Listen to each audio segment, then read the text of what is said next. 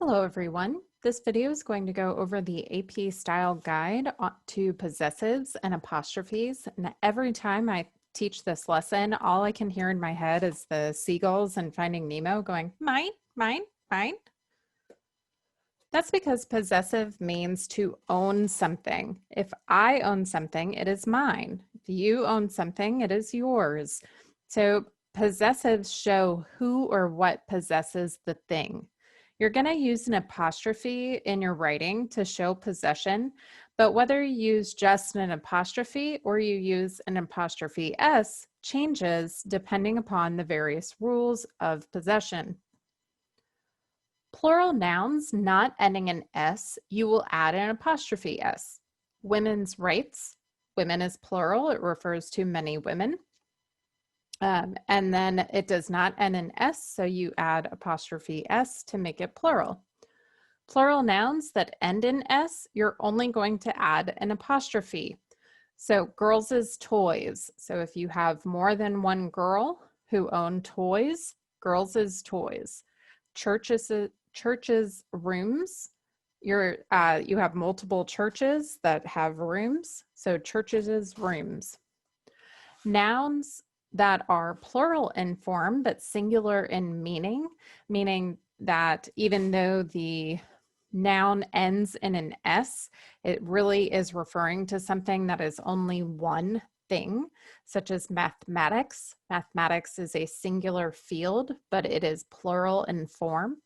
You will only add an apostrophe when trying to show possession here.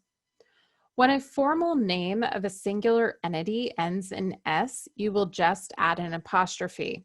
So for instance, General Motors is a singular company, so it ends in S, and therefore you will add just the apostrophe to get General Motors' profits. Same for United States, which is a singular country, but ends in S, the United States' wealth. Nouns that are the same, both singular and plural, treat the same as plural, even if they're used in the singular. So two deers' tracks, while deer can refer to one deer or multiple deer, here we are going to use the same rules that since it does not have an S on the end of its name, that we will add apostrophe S. But if we're looking at one course location, then we would say that ends in S, and therefore it's using the singular form.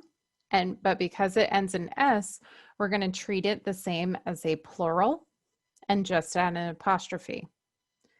Singular nouns that do not end in S, you're just going to add apostrophe S. Danielle's house, Fox's dens. So even if the end of the word makes an S sound, such as ending in C, X, ES, or I'm sorry, not ES, but some of the other S sounds for words, we actually do not change that. So in some style guides, singular nouns that end in S sounds, such as CE, X, and Z, they ask that you make those, you treat them like plurals. However, in AP style, you're going to treat them as singular. So sorry, that was a little confusing, but those singular nouns that end in S sounds like CE, X, and Z treat as singular, as I've done here in the example. Singular common nouns that end in S will also be treated as singular. So hostess's invitation, even though the word hostess ends in S, it's a singular noun, and so therefore you will add apostrophe S. The Devers' home, because the Devers is a singular family that we're talking about, that means that you would add apostrophe S to speak about the Devers' home. Singular proper names ending in S, you're only going to use an apostrophe. And this is just a unique rule but singular proper names that end in S only get an apostrophe, such as Achilles' heel, Dickens's novels, Jesus's life. There are many special expressions to these rules. Words that end in an S sound and are followed by a word that begins with an S will only get an apostrophe. So for appearance's sake, you will not add an apostrophe S, but because the next word next to it is sake, which begins with S. So you don't want to have apostrophe S and then have a word that starts with S. It's about clarity for your reader here. But in the phrase appearances cost, because the second word does not begin with S, then you would add an apostrophe S.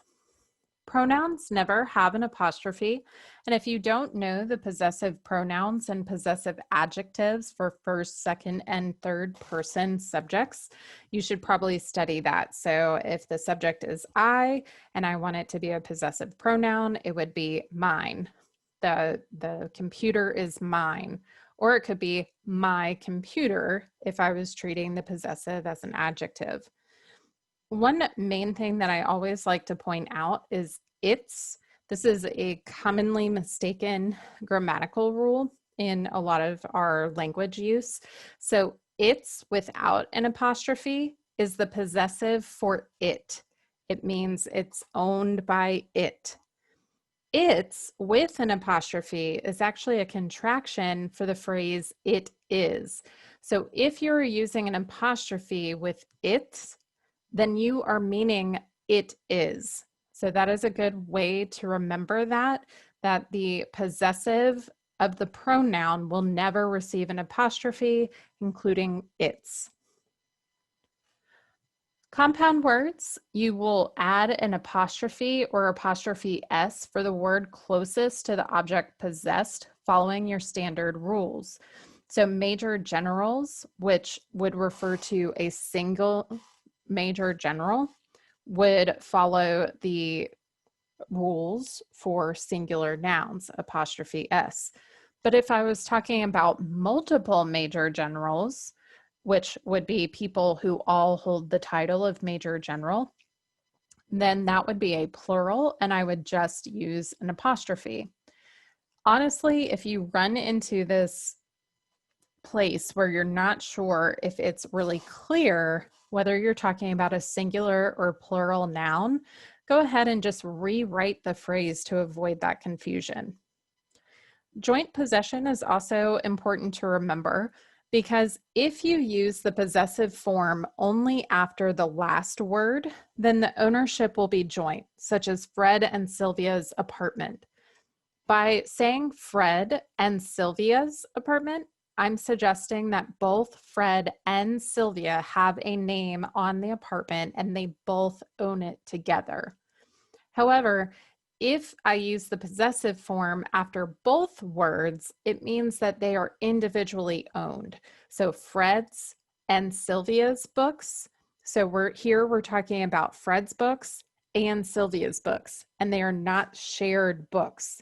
So if Fred and Sylvia had some books that were in common, I would say Fred and Sylvia's books. But if I'm talking about books that they own individually, it would be Fred's and Sylvia's books.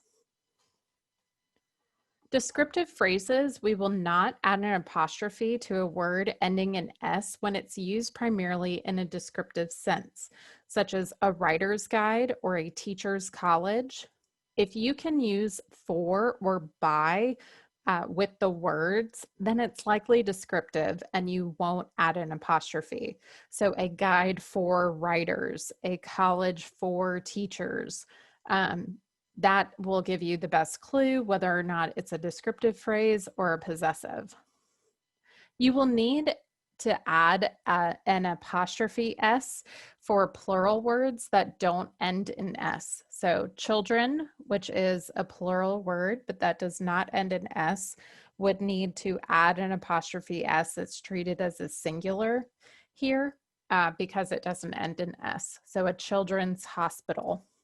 Descriptive names use the guidelines given by an organization because a lot of times the organization will have their own distinction. So, for instance, Ladies Home Journal uses the possessive plural form of ladies, while National Governors Association does not use any possessive rule at all. So either use the AP Stylebook to refer to those particular organizations, or if they are not featured in the AP Stylebook, you can use whatever that organization calls themselves. Double possessives are those that talk about two different possessions within one phrase. So a friend of John's. And so the word after the word of needs to be alive for this to be allowed. So friend of the college, colleges are not animate objects, they are inanimate. And so therefore we do not do a double possessive here.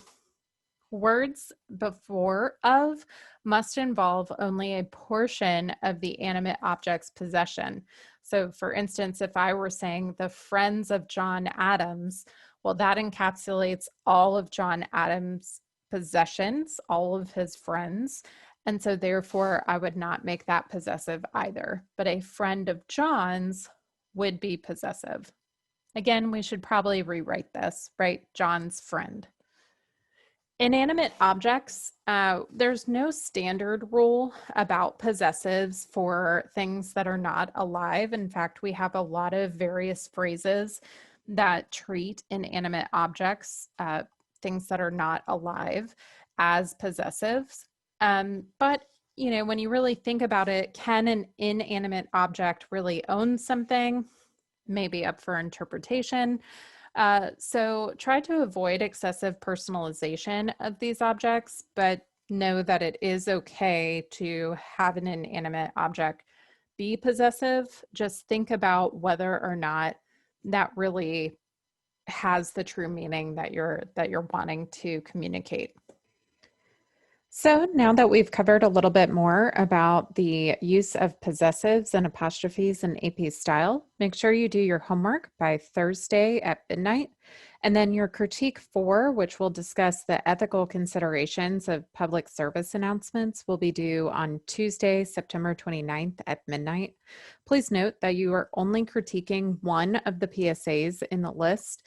And I have provided warnings if there is graphic language or graphic imagery, and that's not something that you want to partake in. I completely understand there are some options that do not include that. So please choose those PSAs according to what you feel comfortable with.